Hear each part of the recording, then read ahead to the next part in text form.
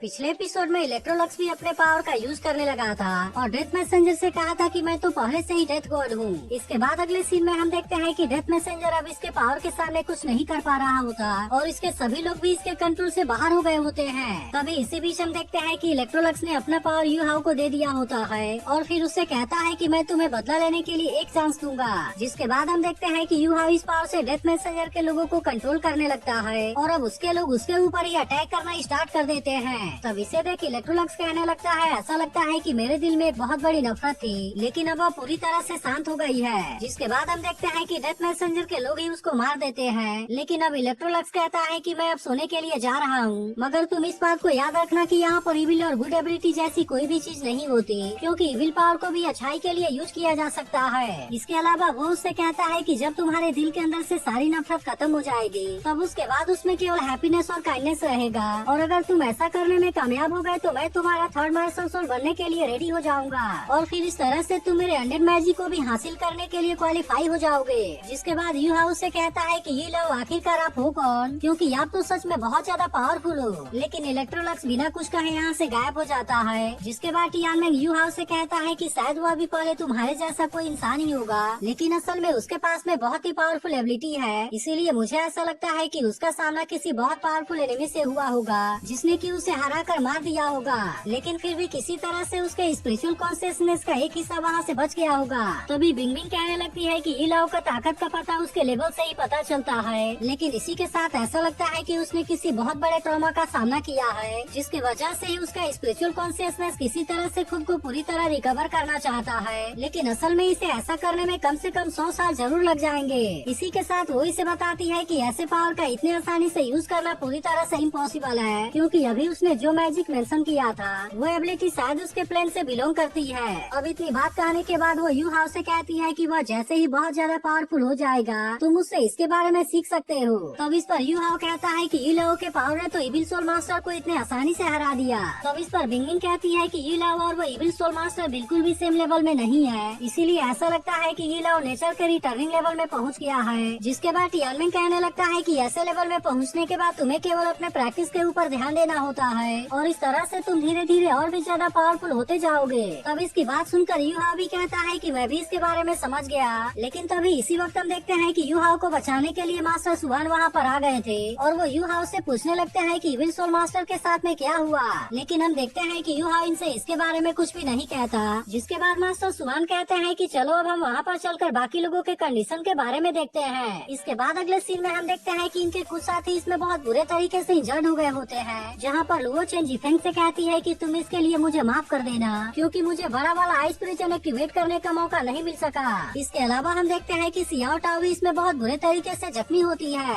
लेकिन तभी इसी वक्त मास्टर सुवान भी यू हाउ को अपने साथ लेकर यहाँ पर आ जाते हैं और यू हाउ को देखते ही वांग तुरंत उसके पास में आकर उसके बारे में पूछने लगता है। इसके बाद मास्टर सुवान भी उदास होते हुए टीचर जामा से पूछते हैं कि यहाँ की सिचुएशन कैसी है, जिस पर टीचर जामा इमोशनल होते हुए कहती है कि हाउस सुवान ने बाकी लोगों को बचाने के लिए खुद को सेक्रीफाइस कर दिया और मैं केवल उसके रैली को ही ले पाई। जिसके बाद हम देखते हैं कि इसके बारे में जानकर मास्टर सुवान भी इस बात से काफी उदास हो गए थे और फिर पूछते हैं कि बाकी लोग कैसे हैं। जिसके बाद टीचर जामा बताती है कि जिफेंग का इसमें लेफ्ट आर्म टूट गया है, यांग मो भी इसमें बहुत सीरियस तरीके से जख्मी हो गया है और इसके अलावा सीसी भी इसमें थोड़ी बहुत जख्मी हो गई है। लेकिन इसी के साथ वो इनसे कहती है कि हमें इनके पॉइजन वाले घाव का सही समय पर इलाज करना होगा। जिसके बाद हम देखते हैं कि इसके बारे में जानकर मास्टर सुवान को काफी गुस्सा आ रहा था। फिर टीचर जामा कहती है कि वैसे तो सियाटो और बाकी लोग पॉइजन से बच गए हैं, लेकिन फिर भी शॉक के वजह से उनके इंटरनल ऑर्गन में कुछ प्रॉब्लम आ गई होगी। इसी वजह से अब इनको रिकवर होने में कम से कम 1 महीने का टाइम लगेगा। और इतनी बात कहने के बाद वो पूछती है कि डेथ मैसेंजर का क्या हुआ। तब इस पर मास्टर सुवान कहते हैं कि यू हाउ ने अपने मेंटल शॉक का यूज करके उसके ऊपर अटैक किया है और फिर इसके बैकफायर के वजह से उसके बॉडी के छितरे हो गए हैं। जिसके बाद हम देखते हैं कि इसके बारे में सुनकर टीचर जामा भी इस बात से खुश हो जाती है और कहती है कि हमने कम से कम इस तरह से हाउस सुवान का बदला तो ले लिया। तभी काइतो कहने लगता है कि मैंने बॉम्ब के बारे में बहुत ही अच्छे से चेक किया, जिसमें कि बहुत ही खतरनाक पॉइजनस एसिड है, लेकिन असल में एक सोल गाइड एलिमेंटल बॉम्ब को बनाने के लिए मार्शल सोल पॉइजन और ओर को एक साथ में कंपोज किया जाता है, जिसके वजह से इसका प्रोसेस बहुत ही कॉम्प्लेक्स है और यहाँ तक कि हमारा सोल गाइड ब्रांच भी इसे इतने आसानी से नहीं बना सकता। तब इसके बारे में सुनकर मास्टर सुहान कहते हैं कि अगर ऐसी बात है तो इसका मतलब है कि इसका मास प्रोडक्शन केवल सन मून एम्पायर ही कर सकता है। यह सुनकर यू हाव कहने लगता है कि सन सन मून एम्पायर और स्टार ब्लू एम्पायर के बीच में कोई न कोई प्रॉब्लम होती रहती है। इसीलिए ऐसा लगता है कि इविल सोल मास्टर की आर्मी स्टार ब्लू आर्मी के नजदीक में ही छुपी रहती है और इसके वजह से उनके दूसरे इंटेंशन के बारे में समझ पाना भी काफी मुश्किल है। तब इस पर मास्टर सुहान कहते हैं कि अब हम इसके बारे में बाद में बात करेंगे, क्योंकि मैं सबसे पहले यांग मो जिफेंग और सीसी को यहाँ से ट्रीटमेंट देने के लिए अपने साथ में वापस ले जा रहा हूँ। जिसके बारे में सुनकर टीचर जामा उनसे पूछती है कि क्या आप सच में वापस आ रहे हैं। तब इस पर मास्टर सुहान कहते हैं कि यहाँ पर जो भी हुआ उसकी पूरी जिम्मेदारी मेरी है। इसके अलावा अब कंपटीशन के लिए एकेडमी से नए प्लेयर को भेजने में भी काफी लेट हो गई है, इसीलिए मैं चाहता हूँ कि सबसे पहले तुम्हें वहाँ पर जाना होगा और इसके अलावा वहाँ पर तुम्हें किसी भी तरह से तब तक टिकना होगा जब तक कि सियाओटा और बाकी लोग अपने इंजरी से पूरी तरह से रिकवर नहीं हो जाते। अब इतनी बात कहने के बाद मास्टर सुहान इनसे कहते हैं कि अब स्कूल की इज्जत तुम्हारे हाथों में है। जिसके बाद हम देखते हैं कि इसके बारे में सुनकर वे सभी भी इसके लिए पूरी तरह से रेडी हो गए थे और अब मास्टर सुहान यहाँ से इंजर्ड हो चुके स्टूडेंट को अपने साथ लेकर स्कूल में वापस आ जाते हैं। लेकिन अभी भी हम देखते हैं कि मास्टर सुहान इन चीजों के बारे में याद करके काफी उदास होते हैं। जिसके बाद अगले सीन में हम देखते हैं कि मास्टर सुहान ने पोसाइडन पवेलियन में एक मीटिंग को बुलाया था और इसीलिए वे सभी जानना चाहते हैं कि आखिरकार यह किस बारे में है। जिसके बाद मास्टर सुहान इनसे कहते हैं कि सबको पता है कि इस बार वहाँ पर क्या हुआ, लेकिन असल में आज ऐसा पहली बार नहीं हुआ है जब मैं इस टीम को लीड कर रहा था। इसीलिए मैंने अब सुपरवाइजरी टीम से रिजाइन करने का डिसाइड कर लिया है और इस तरह से मैं पोसाइडन पवेलियन से निकलना चाहता हूँ। लेकिन इसके बारे में सुनते ही सभी पूरी तरह से हैरान हो गए थे और मास्टर यान उनसे कहता है कि आखिरकार आप ऐसा कैसे कर सकते हैं, क्योंकि वैसे भी तो गलती हर किसी से होती है और इसके अलावा इस बार जो हुआ है उसके पीछे बहुत सारे फैक्टर्स भी हैं, क्योंकि इविल सोल मास्टर के पास में बहुत सारे प्लान थे और इसके अलावा उन्होंने तो सोल गाइड एलिमेंटल बॉम्ब का भी यूज किया था। लेकिन इसके बाद भी हम देखते हैं कि मास्टर सुहान इसके बारे में कुछ भी नहीं सुनना चाहते थे और वो कहने लगते हैं कि इस बार मेरे वजह से एक की मौत हो गई है, जबकि उसमें से 6 लोग बहुत सीरियस तरीके से जख्मी हो गए हैं। इसीलिए ऐसा लगता है कि मैं अब इस जिम्मेदारी को लेने के लिए काबिल नहीं हूँ। लेकिन इस पर मास्टर लिन उनसे कहती है कि आपको इसके बारे में इतने परेशान होने की जरूरत नहीं है, क्योंकि वैसे भी तो हमने यहाँ पर एक साथ में मिलकर बहुत सारा काम किया है। तब इस पर मास्टर सुहान कहते हैं कि मैं सबसे पहले हाउस वन के फैमिली के पास में जाना चाहता हूँ ताकि इस तरह से मैं उनके ग्रीफ को रिजॉल्व कर सकूँ। लेकिन तभी इसी वक्त हम देखते हैं कि मास्टर मूला इनको इस तरह से यहाँ से जाने से रोक देते हैं। जिस पर मास्टर सुहान उनसे कहते हैं कि मैं अब सच में यहाँ पर नहीं रुकना चाहता। तब इस पर मास्टर मूला उनसे कहते हैं कि मैंने तुम्हें वापस आने के लिए कहा। जिसके बाद हम देखते हैं कि अब इनकी ऐसी बात सुनकर मास्टर सुहान फिर से वापस आ जाते हैं और फिर मास्टर मूला और मास्टर लिन से कहते हैं कि जैसे ही स्नेक एकेडमी का गेम ओवर हो जाएगा तब उसके बाद तुम sun moon royal soul engineer academy के पास में एक्सचेंज एप्लीकेशन का लेटर भेज देना, क्योंकि हम अपने सोल गाइड एकेडमी के स्टूडेंट को वहाँ पर स्टडी करने के लिए भेजना चाहते हैं। तब इसके बारे में सुनते ही मास्टर लिन कहने लगती है कि क्या वे लोग इस बात से एग्री हो जाएंगे। जिस पर मास्टर मूला उसे कहते हैं कि तुम इसके बारे में चिंता न करो, क्योंकि हम इसके बारे में बहुत पहले से ही सोच रहे थे। इसीलिए मैं अब चाहता हूँ कि हमारे स्टूडेंट वहाँ पर उनके साथ में स्टडी करने के लिए जाएंगे, ताकि इस तरह से हम उनको बता सके कि मेनलैंड के most advance soul master academy को रिप्रेजेंट करने का मतलब क्या होता है। जिसके बाद हम देखते हैं कि मास्टर लिन भी अब इसके लिए मान गई थी और मास्टर मूला उसे कहते हैं कि तुम इसके बारे में अच्छे से नेगोशिएट कर लेना, क्योंकि मैं किसी भी तरह से 5 साल में वुहुन एकेडमी और सोल गाइड एकेडमी को एक साथ में इंटीग्रेट करना चाहता हूँ। तब इसके बारे में सुनकर मास्टर यान कहता है कि क्या सच में इसकी इतनी जल्दी है, क्योंकि भले ही सोल गाइड टेक्नोलॉजी का डेवलपमेंट बहुत ही फास्ट है, लेकिन फिर भी जब एक सोल मास्टर सोल सेंट के लेवल में पहुँच जाता है तब उसके बाद कोई भी हमारे सोल मास्टर की बराबरी नहीं कर सकता।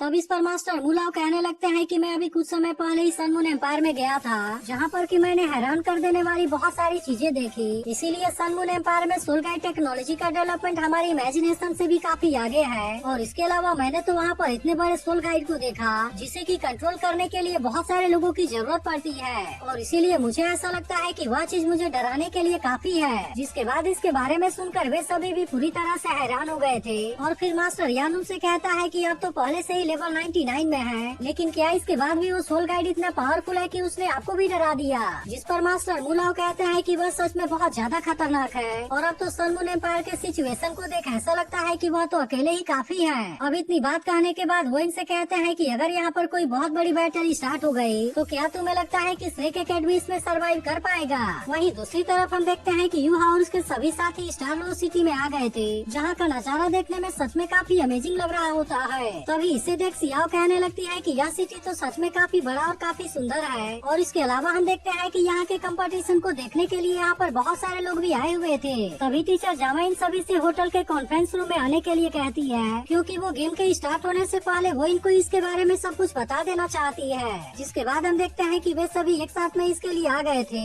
जहाँ टीचर जावा इनसे कहती है कि यह कंपटीशन कल से स्टार्ट हो जाएगा और इसीलिए तुम्हें इसके बारे में जो भी पूछना हो पूछ सकते हो। तब इस पर बेई पूछता है कि कॉलेज की तरफ से सपोर्ट कब तक आ जाएगा। तब इस पर टीचर जावा कहती है कि अभी इसमें कुछ टाइम लगेगा। जिसके बाद सियाओ कहती है कि हम तो ये भी नहीं जानते कि ये कंपटीशन किस तरह से होगा। तब इस पर टीचर जावा इनसे कहती है कि प्रीलिमिनरी राउंड का पहला राउंड नॉकआउट राउंड है और इसीलिए इसका लूजर इसमें से डायरेक्टली एलिमिनेट हो जाएगा। और इसी के साथ वो इनसे कहती है कि इस गेम का फॉर्मेट 7 वर्सेस 7 है। इसके बाद वो इनसे कहती है कि आखिर में रॉबिन राउंड होगा और फिर जैसे ही तुम नॉकआउट राउंड को पास कर लोगे मैं तुम्हें बाकी के बारे में बाद में बताऊंगी। तब इस पर नानान कहती है इसका मतलब है कि हमें नॉकआउट राउंड को किसी तरह से सरवाइव करना होगा, क्योंकि हम सपोर्ट के आने से पहले किसी भी तरह से इसमें से एलिमिनेट नहीं हो सकते। जिस पर टीचर जावा इनसे कहती है कि हाँ तुम्हें ऐसा ही करना होगा। लेकिन अब इसके वजह से हम देखते हैं कि इसके बारे में सुनकर वे सभी काफी परेशान हो गए थे। जिसके बाद टीचर जावा इनसे कहने लगती है कि क्या तुम इसके बारे में डर गए और क्या तुम भूल गए कि तुम सभी श्रेक एकेडमी के एलाइट स्टूडेंट हो।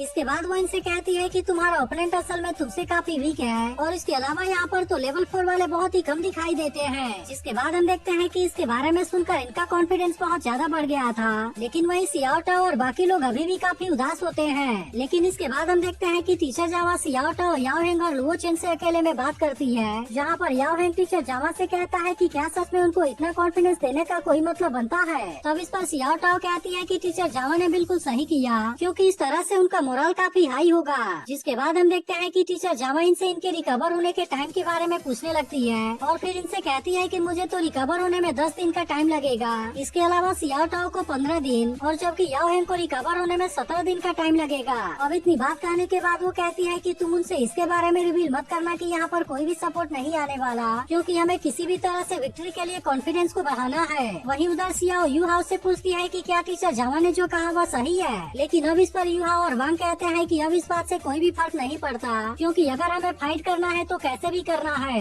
इसके बाद अगले दिन हम देखते हैं कि इस गेम को स्टार्ट करने का टाइम आ गया था, जिसे देखने के लिए यहाँ पर बहुत सारे लोग भी आए होते हैं और इसी के साथ वे सभी इसके लिए काफी एक्साइटेड भी होते हैं। वहीं दूसरी तरफ हम देखते हैं कि एरिना में भी इस गेम को देखने के लिए बहुत सारे लोग आए होते हैं और अब वे सभी इसके लिए पूरी तरह से एक्साइटेड हो गए थे। जिसके बाद हम देखते हैं कि यहाँ का किंग भी अब इस गेम को स्टार्ट करने के लिए यहाँ पर आ गया था और इनसे कहने लगता है कि यहाँ पर जो कॉन्टिनेंटल सोल फाइटिंग कंपटीशन होने वाला है वो असल में हमारे डलाउ कॉन्टिनेंट सोल मास्टर के लिए बहुत बड़ा इवेंट है और इस पर तो यह गेम हमारे स्टारलू एम्पायर में होने वाला है। इसके अलावा हम देखते हैं कि वो यहाँ पर गेम के लिए आए हुए अलग अलग एकेडमी के टीम के बारे में भी बात करता है और कहता है मैं उम्मीद करता हूँ कि तुम इसमें अगले मंथ तक कम्पीट करोगे। जिसके बाद हम देखते हैं कि इसके बारे में सुनकर सभी लोग भी काफी एक्साइटेड हो गए थे और अब इस तरह से यहाँ पर continental soul fighting competition start हो जाता है। लेकिन तो अभी इसी बीच हम देखते हैं कि यह एरिना ऊपर से बंद हो जाता है और अब इस तरह से इस कंपटीशन की होस्ट और रेफरी भी यहाँ पर आ जाती है। जिसके बाद हमें पता चलता है कि इसमें पार्टिसिपेट करने के लिए टोटल 133 प्लेयर यहाँ पर आए हुए हैं और फिर इसके बाद वो रेफरी इनको इस कंपटीशन के बारे में बताते हुए कहती है कि इसे 3 राउंड में डिवाइड किया गया है, जिसमें से पहला राउंड नॉकआउट राउंड होगा, इसी तरह से दूसरा राउंड रॉबिन राउंड और फिर आखिर में इसका फाइनल राउंड होगा। इसके बाद हम देखते हैं कि अब यहाँ पर नॉकआउट राउंड को स्टार्ट करने का टाइम आ गया था। जिसके बाद हमें पता चलता है कि श्रेक एकेडमी का पहला मैच टियालिंग एडवांस सोल मास्टर एकेडमी के टीम के साथ में होगा। लेकिन इसी के साथ वो इनसे बताती है कि पिछले 1000 सालों से इसका चैंपियन श्रेक स्कूल बनता आ रहा है। जिसके बाद हम देखते हैं कि इसके बारे में सुनकर सभी लोग भी श्रेक एकेडमी को चीयर्स करने लगे थे। लेकिन वहीं अब उधर दूसरी वाली टीम भी श्रेक एकेडमी के टीम का सामना करने के लिए पूरी तरह से रेडी हो गई होती है और इनका लीडर कहने लगता है कि इस बार उनका आखिरी टाइम होगा जब यहाँ की ऑडियंस श्रेक एकेडमी को चीयर्स करेगी। लेकिन क्या आपको भी लगता है कि यू हाउ की टीम को हरा पाना इतना आसान बात? यहाँ पर सबसे पहला मैच टियालिंग स्कूल और श्रेक स्कूल के बीच में होने वाला होता है। इसके बाद अगले सीन में हम देखते हैं कि यहाँ पर आए हुए सभी लोग इनके बीच के मैच को देखने के लिए काफी एक्साइटेड हो गए थे, जिसे देख वांग कहने लगता है कि यहाँ पर तो इतने सारे लोग आए हुए हैं और इसीलिए अगर हम इनके सामने अपने मैच को हार गए तो फिर क्या होगा। लेकिन इसके बारे में सुनते ही टीचर जामा इनसे कहती है कि तुम्हें इसके बारे में पैनिक होने की जरूरत नहीं है, क्योंकि वैसे भी तो यह चीज हमारे श्रेक स्कूल के लिए ऑनर है। जिसके बाद सियाओटाओ भी कहने लगती है कि हमने भी पिछली बार ऐसे सेम सिचुएशन का सामना किया था, लेकिन मैं तुम्हें इसके बारे में बता देना चाहती हूँ कि तुम्हें इसके बारे में टेंशन लेने की जरूरत नहीं है, क्योंकि असल में हमारे ओपोनेंट हमसे 10 गुना ज्यादा पैनिक है। अब इतनी बात कहने के बाद वो इनसे कहती है कि आखिरकार हम तो श्रेक स्कूल हैं। तब इसके बारे में सुनकर वे सभी भी इसके लिए पूरी तरह से रेडी हो गए थे और वे सभी एक साथ में प्रॉमिस करते हैं कि वे इस मैच को किसी भी कीमत पर जरूर जीतेंगे। तभी टीचर जामा यू हाउ से कहने लगती है कि तुम बैटल को डायरेक्शन देने के लिए रिस्पॉन्सिबल हो, लेकिन इसी के साथ वो उसे कहती है कि तुम अपने सेकेंड सोल स्किल का भी अच्छे से यूज करना, जिसके बारे में सुनकर यू हाउ भी इसके लिए रेडी हो गया था। लेकिन तभी इसी बीच हम देखते हैं कि दोनों टीम को एरिना में आने के लिए बोला जाता है, जिसके बारे में सुनकर टीचर जावा इनसे कहती है कि अब तुम अपने करेज को दिखाने के लिए रेडी हो जाओ और हमें किसी भी कीमत पर यहाँ से जीत के जाना है। जिसके बाद हम देखते हैं कि वे सभी भी इसके लिए पूरी तरह से रेडी हो गए थे और अब इस तरह से वे अपने मैच के लिए एरिना में जाने लगे थे। जिसके बाद हम देखते हैं कि श्रेक स्कूल के टीम को देखते ही यहाँ के सभी लोग काफी एक्साइटेड हो गए थे और फिर इस तरह से वो इनको चीयर्स करना स्टार्ट कर देते हैं। वहीं दूसरी तरफ हम देखते हैं कि टियालिंग स्कूल भी इनका सामना करने के लिए रेडी था, लेकिन तभी किंग कहने लगता है कि श्रेक स्कूल इस बार ऐसा क्यों कर रहा है और उन्होंने अपने मेन फोर्स को यहाँ पर क्यों नहीं भेजा। इसके बाद वो जीव में इससे पूछता है कि क्या डाई हाउ का बेटा यहाँ पर आया है, लेकिन इसके बारे में सुनकर वो इसे ना कर देती है। वहीं दूसरी तरफ हम देखते हैं कि सियाओ भी इस मैच के लिए काफी एक्साइटेड थी, लेकिन इसी देख यहाँ पर आए हुए बाकी सभी बात करने लगते हैं कि यह तो काफी यंग है और इसी के साथ वह हैरान होते हैं कि क्या यह श्रेक स्कूल का रेगुलर टीम है। लेकिन वहीं उधर होंगसेन समझ गया होता है कि यह तो श्रेक स्कूल का रिजर्व टीम है। जिसके बाद वो कहने लगता है कि वे ओपनिंग गेम को प्ले करने के लिए केवल रिजर्व टीम को यहाँ पर भेजना चाहते हैं, लेकिन क्या इसका मतलब ये नहीं है कि वे ज्यादा अरोगेंट हो रहे हैं। वहीं दूसरी तरफ हम देखते हैं कि यू हाउ पुराने वाले टीम के बारे में याद करने लगा था और फिर कहने लगता है कि यह तो टैंक सेक्टर का ग्लोरी है। तभी बेई कहने लगता है कि हमें केवल किसी तरह से इस मैच को नहीं जीतना है, बल्कि हमें तो इसे बहुत ही शानदार तरीके से जीतना होगा, ताकि इस तरह से हम अपने श्रेक स्कूल के लिए ग्लोरी को क्रिएट कर सकें। जिसके बाद हम देखते हैं कि यू हाउ भी इसके लिए पूरी तरह से रेडी हो गया था और वो सभी से कहता है कि तुम मेरे हिसाब से अपने पोजीशन को अरेंज कर लेना। तभी इसी बीच हम देखते हैं कि रेफरी इनके मैच को स्टार्ट करने के लिए अनाउंस कर देती है, जिसके बारे में सुनकर टियानिंग स्कूल का टीम भी इसके लिए रेडी हो गया था और फिर वे तुरंत अपने क्लासिक 3-2-1-1 फॉर्मेशन को क्रिएट कर लेते हैं। तब इसे देखते ही किंग कहने लगता है कि टियानिंग स्कूल भी इसके लिए रेडी है, लेकिन तभी इसी बीच हम देखते हैं कि वो यू हाउ के फॉर्मेशन को देख पूरी तरह से हैरान हो गया था और फिर कहने लगता है कि आखिरकार यह किस तरह का फॉर्मेशन है। वहीं दूसरी तरफ हम देखते हैं कि यहाँ पर आए हुए सभी लोग इनके मैच को देखने के लिए एक्साइटेड थे। जिसके बाद टियानिंग स्कूल की टीम भी इनका सामना करने के लिए रेडी हो जाती है और अब इस तरह से वे सभी अपने अपने मार्शल सोल को एक्टिवेट करने लगते हैं। लेकिन वहीं उधर यू हाउ अपने सेकंड सोल स्किल का यूज करने के लिए रेडी हो गया था और फिर वो जैसे ही अपने सोल रिंग को एक्टिवेट करने लगता है, इसी देख यहाँ पर आए हुए सभी लोग पूरी तरह से हैरान हो जाते हैं। इसके बाद वे सभी कहने लगते हैं कि यह तो माइलेनियम ईयर सोल रिंग है, लेकिन अभी भी हम देखते हैं कि यू हाउ का सोल रिंग बड़ा होता जा रहा था, जिसे देख किंग कहने लगता है कि यह तो 2 माइलेनियम ईयर सोल रिंग है। लेकिन अभी भी हम देखते हैं कि वे सभी इस बात से हैरान होते जा रहे थे और कहने लगते हैं कि यह तो अब 3 माइलेनियम ईयर सोल रिंग हो गया। तब इस पर यू हाउ कहता है कि यह अभी खत्म नहीं हुआ है। जिसके बाद हम देखते हैं कि वे सभी इस बात से और भी ज्यादा हैरान हो गए थे और फिर कहने लगते हैं कि यह तो असल में 6 माइलेनियम ईयर सोल रिंग है। अब इसके वजह से हम देखते हैं कि टियानिंग स्कूल की टीम भी इससे काफी डर गई थी और वे सभी इसका सामना करने के लिए एक साथ में मिलकर डिफेंसिव फॉर्मेशन को क्रिएट करने लगते हैं। तब इसे देख यू हाउ भी कहता है कि मैं भी तुम सभी के एक साथ में आने का ही वेट कर रहा था। जिसके बाद हम देखते हैं कि वो तुरंत ही वांग के साथ मिलकर मार्शल सोल फ्यूजन स्किल को एक्टिवेट कर लेता है और अब इस तरह से वे अपने गोल्डन रोड का यूज करके इनके ऊपर अटैक कर देते हैं। जिसके बाद हम देखते हैं कि टियानिंग स्कूल का टीम इनके सामने कुछ भी नहीं कर पाया था और अब इस तरह से वे इसमें श्रेक स्कूल से बहुत ही आसानी से हार गए थे। वहीं दूसरी तरफ हम देखते हैं कि यहाँ के बाकी लोगों के साथ साथ यहाँ की रेफरी भी पूरी तरह से हैरान होती है। जिसके बाद यू हाउ कहता है कि यह गेम ओवर हो गया। तब इसके बारे में सुनकर रेफरी भी श्रेक स्कूल को इसका विनर अनाउंस कर देती है। जिसके बाद यू हाउ कहता है मुझे याद रखना कि मैं श्रेक एकेडमी से भी हूँ और इसी के साथ साथ मैं टैंक लैंड से भी हूँ। जिसके बाद हम देखते हैं कि इसके बारे में सुनकर सभी लोग भी काफी एक्साइटेड हो गए थे और अब इस तरह से वे सभी इनको चीयर्स करना स्टार्ट कर देते हैं। इसके अलावा हम देखते हैं कि सियाओटा और बाकी लोग भी इस बात से काफी खुश हो गए थे। जिसके बाद टीचर जावा यू हाउ से कहती है कि इस बार वाला अटैक तो सच में बहुत ज्यादा खतरनाक था। तब इस पर यू हाउ कहता है कि मैंने तो अभी उनके ऊपर दया दिखाई है, नहीं तो उनमें से कोई भी वहाँ से जिंदा बचकर वापस नहीं जा पाता। जिसके बाद हम देखते हैं कि ऐसी बात सुनकर बाकी लोग भी काफी हैरान हो गए थे। तब टीचर जावा उससे कहती है कि अभी तो यहाँ पर बाकी टीम का भी मैच होगा और इसीलिए मैं जानना चाहती हूँ कि क्या तुम इसे देखना चाहोगे। लेकिन इस पर यू हाउ कहता है कि मुझे इसमें कोई भी इंटरेस्ट नहीं है। वहीं दूसरी तरफ हम देखते हैं कि टियानिंग स्कूल की टीम काफी पछताने लगी थी और कहने लगते हैं कि पहले ही मैच में श्रेक स्कूल से हमारा सामना क्यों हुआ। इसके बाद हम देखते हैं कि यहाँ से वापस आते हुए भी बहुत सारे लोग श्रेक स्कूल को चीयर्स कर रहे होते हैं, लेकिन तभी वांग और यू हाउ जैसे ही अंदर एंटर करते हैं वे बेहोश हो जाते हैं। जिसके बाद हम देखते हैं कि टीचर जावा ने इनको एक ही बेड पर लेटा दिया था और कहने लगती है कि इनकी सोल पावर पूरी तरह से कंज्यूम हो गई है और इसीलिए इन दोनों को अच्छी तरह से आराम करने की जरूरत है। लेकिन इसके बाद भी हम देखते हैं कि टीचर जावा इस बात से बहुत खुश थी कि वे इस मैच को बहुत ही आसानी से जीत गए। जिसके बाद वे भी कहने लगता है कि यू हाउ का प्लान तो सच में पूरी तरह से से सक्सेसफुल हो गया, क्योंकि उसने सबसे पहले 6 मिलियनियम ईयर सोल्डिंग का यूज करके उनको डरा दिया और फिर उसके बाद अपने मार्शल सोल फ्यूजन स्किल का यूज करके उनको एक ही झटके में हरा दिया। लेकिन तभी टीचर जावा कहती है कि इस बार का मार्शल सोल फ्यूजन स्किल बाकी सबसे बहुत ज्यादा पावरफुल था, जिसका मतलब है कि उन दोनों ने इसके लिए अपने फुल पावर का यूज किया है और ऐसा करने के वजह से वे दोनों काफी वीक हो गए हैं। इसके बाद हम देखते हैं कि सियाओ टाओ इसके लिए इनको थैंक यू कहती है, क्योंकि इस तरह से इनको खुद को रिकवर करने के लिए टाइम मिल रहा है। तब इसकी बात सुनकर बेई कहता है कि तुम्हें इसके बारे में चिंता करने की जरूरत नहीं है, क्योंकि हम हर मैच को जीतने के लिए अपनी तरफ से पूरी कोशिश करेंगे। अब इसके कुछ देर के बाद हम देखते हैं कि वांग को होश आ गया था, लेकिन फिर वो यू हाओ को अपने बेड के ऊपर देख काफी गुस्सा हो जाता है और वो इसे दूर फेंकते हुए कहता है कि मेरे बेड में सोने की तुम्हारी हिम्मत कैसे हो गई। तब इसकी ऐसी बात सुनकर यू हाओ से कहता है कि मैं तो गेम के बाद से बेहोश हो गया था, इसीलिए मुझे इसके बारे में कैसे पता होगा कि मैं तुम्हारे साथ में सोया हुआ हूँ, और इसीलिए मुझे ऐसा लगता है कि इसमें कोई गलत बात नहीं है। लेकिन तभी इसी बीच हम देखते हैं कि इनको अपने जीत के बारे में याद आता है, जिसके बारे में सोचकर वे बहुत ज्यादा खुश होने लगे थे। तभी यू हाओ कहने लगता है कि यह तो अभी केवल एक नॉकआउट राउंड था और इसीलिए हमारे पास में अब रिकवर करने के लिए 3 दिन का टाइम है, लेकिन इसके बाद भी हमें आने वाले कुछ मैच को किसी भी तरह से जीतना ही होगा जब तक कि सियाओ टाओ और बाकी लोग पूरी तरह से रिकवर नहीं हो जाते।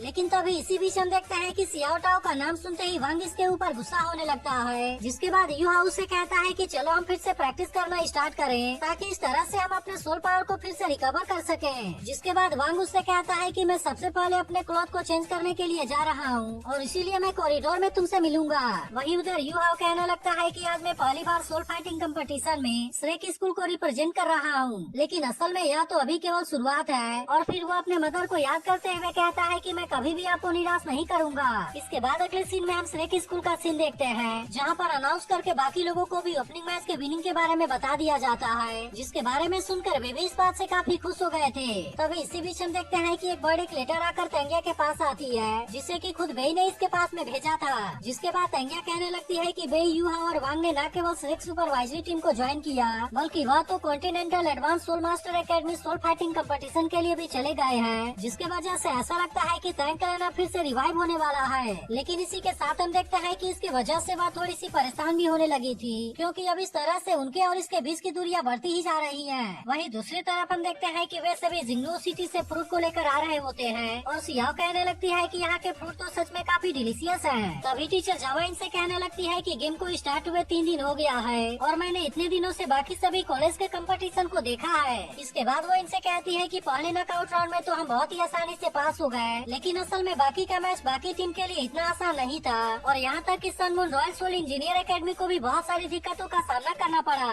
तभी इसी बीच हम देखते हैं कि युवा और वांग भी यहाँ पर आ गए थे, जिसके बाद टीचर जावा कहती है कि रॉबिन राउंड कल से स्टार्ट होगा और इसीलिए मुझे इसके लिए पूरा डिटेल प्री वॉर रिपोर्ट बनाना होगा। इसके बाद वो इनसे कहती है कि तुम्हें अपने मार्शल सोल स्किल के बारे में बहुत ही अच्छे से समझना होगा और फिर वो युहा वांग और सियाओ से कहती है कि तुम तो एक दूसरे के बारे में बहुत ही अच्छे से जानते हो। जिसके बाद वो ननान सेंसी और काइतो से कहती है कि क्या तुम हमें अपने सोल स्किल के बारे में बता सकते हो। जिसके बाद सबसे पहले ननान बताती है कि मेरा martial soul soft bone rabbit है, जो कि पूरी तरह से बिल्कुल ही सियाओ के जैसा है, लेकिन असल में सियाओ का मार्शल सोल ऑफेंसिव टाइप का था, जबकि ननान का एजिलिटी टाइप का होता है और हम देखते हैं कि इसकी स्पीड काफी अच्छी होती है। इसके बाद हम देखते हैं कि सेंसी भी अपने टॉप 3 सोल स्किल के बारे में बताने के लिए रेडी हो गया था, जिनमें से सभी डिफेंसिव टाइप के होते हैं। लेकिन इसी के साथ वो इनसे कहता है कि मेरे पास में एक super useful 4th soul skill भी है और फिर वो इसके बारे में चुपके से इनको बता देता है, जिसके बारे में सुनकर वे उससे कहते हैं कि यह तो काफी स्मार्ट है। इसके बाद टीचर जामा काइतो से कहती है कि फानी ने मुझसे कहा था कि तुम केवल सोल गाइड में ही अच्छे नहीं हो, बल्कि इसके अलावा तुम तो बहुत ही अच्छे फुल बेस वाले सोल मास्टर भी हो। तब इसके बारे में सुनकर काइतो कहता है कि वैसे तो मेरी एबिलिटी उतनी एक्स्ट्राऑर्डिनरी नहीं है और इसके बाद हम देखते हैं कि वो इनको 4 तरह के लॉलीपॉप दिखाता है। इसके बाद वो इनको बताता है कि मेरा first martial soul mental power को 10% से इंक्रीज कर देता है, जबकि सेकेंड सोल स्किल स्ट्रेंथ को इंक्रीज करने के लिए है, थर्ड सोल स्किल डिफेंस को इंक्रीज करने के लिए और आखिर में 4th soul skill soul power को रिलीज करने के लिए है। तब इसके बारे में जानकर टीचर जावा कहती है कि यह तो मेंटल पावर को 10% तक बढ़ा देगा। जिसके बाद सियाओ भी कहने लगती है कि यह तो सच में कमाल का है, क्योंकि इसे लेने से मुझे ऐसा लग रहा है कि मेरी मेंटल एनर्जी पहले से काफी बढ़ गई है। तब इसके बारे में जानकर याओ हेंग कहता है ऐसा लगता है कि मार्शल आर्ट सिस्टम ने एक टैलेंटेड फूड सिस्टम वाले सोल मास्टर को मिस कर दिया। जिसके बाद टीचर जामा भी कहती है कि तुम तो सच में मॉन्स्टर के ग्रुप हो। लेकिन तो अभी काइतो कहता है कि मैंने किबाओ एम्बर सेक्ट के एक स्टूडेंट के बारे में सुना था, जिसके इंक्रीज करने वाले स्किल को फेंगुआ के नाम से जाना जाता है। लेकिन इस पर टीचर जामा कहती है कि किबा मेंबर पकौड़ा उसके जैसे सेम नहीं है, क्योंकि उसका इंक्रीज भले ही काफी स्ट्रॉन्ग है, लेकिन फिर भी उसका रियल टाइम उतना अच्छा नहीं है। इसके बाद वो उससे कहती है कि तुम्हारा लॉलीपॉप केवल इसे बनाने के समय अपने सोल पावर को कंज्यूम करेगा और फिर ऐसा हो जाने के बाद वो इसे कंज्यूम नहीं करेगा। इसीलिए मुझे ऐसा लगता है कि तुम्हारी टैलेंट सोल फाइटिंग कंपटीशन में नहीं है, जबकि यह चीज हजारों की आर्मी वाले बैटलफील्ड में बहुत ही अच्छे से काम करेगा और इसीलिए तुम अपने एबिलिटी को वहाँ पर बहुत ही अच्छे से दिखा पाओगे। इसके बाद हम देखते हैं कि वो यहाँ से वापस आने के बाद काइतो के सोल स्किल को ट्राई करने का डिसाइड करती है, लेकिन अभी इस समय इनको रॉबिन राउंड के लिए प्लान को रेडी करना होगा। इसके बाद वो इनको बताने लगती है कि रॉबिन राउंड में 67 टीम एंटर करेंगे, जिसमें से केवल 8 टीम इनके ग्रुप में होंगे और इसीलिए वहाँ पर केवल 7 राउंड होगा। इसके बाद वो इनसे कहती है कि लुओ चेन राउंड 4 में आएगी, जबकि सियाओटा और याहुइंग राउंड 6 में आएंगे। इसी के साथ वो इनसे कहती है कि रॉबिन राउंड में बैटल के 3 मोड्स हैं, लेकिन इस बात से कोई भी फर्क नहीं पड़ता कि तुम ड्रॉ करते समय किस चीज में जाओगे, क्योंकि मुझे ऐसा लगता है कि सबसे पहले वे यूहा और वांग को एक्शन लेने से रोकेंगे, क्योंकि जब तक वे कोई भी एक्शन नहीं लेंगे तब तक किसी को भी पता नहीं चलेगा कि 6 माइलेनियम ईयर सोल्डिंग फेक है। इसके बाद अगले सीन में हम देखते हैं कि वे सभी यहाँ से जाने लगे थे, लेकिन तभी इसी वक्त हम देखते हैं कि होंगचेन भी यहीं पर था और फिर वो यूहा से अपना नाम बताते हुए कहता है कि तुम इसके बारे में याद रखना। तब इसके बारे में सुनते ही वांग इसके ऊपर अटैक करने के लिए जाने लगता है, लेकिन तभी हम देखते हैं कि यूहा ने उसे ऐसा करने से रोक दिया था और फिर वो होंगचेन से कहता है कि फाइनल में तो इसके बारे में पता ही चल जाएगा। अब इतनी बात कहने के बाद वे सभी यहाँ से जाने लगते हैं और वांग यूहा से पूछता है कि तुमने मुझे क्यों रोका। तब इस पर यूहा कहता है कि तुम उसका सामना नहीं कर पाओगे, क्योंकि मैंने अपने मेंटल डिटेक्शन से उसके बारे में पता लगा लिया और वो असल में 5th रिंग वाला सोल किंग है। तब इसके बारे में सुनकर वांग हैरान होते हुए कहता है कि उसकी एज भी तो हमारे जैसी है और ऐसा लगता है कि वो sun moon royal tutor academy के रिसर्च टीम का मेंबर है। तब इस पर यूहा कहता है कि वे हमारे सोच से भी बहुत ज्यादा पावरफुल है, इसीलिए 5 साल बाद जब हम कंपटीशन में रेगुलर मेंबर के रूप में पार्टिसिपेट करेंगे तब इस तरह से हमारे और उसके बीच में असली फाइट होगा। लेकिन इसके बारे में सुनकर वांग कहता है कि हमें किसी भी तरह से जीतना होगा, चाहे वो 5 साल बाद की बात हो या अभी की। वहीं उधर होंगचेन भी कहता है कि यूहा इतना सिंपल नहीं है। तो अगर एक्सप्लेनेशन अच्छी लगी हो तो वीडियो को लाइक और इस पर एक कमेंट करके जरूर बता देना, और अगर आपने इसके पिछले एपिसोड को मिस कर दिया हो तो लेफ्ट वाली वीडियो जरूर देख लेना।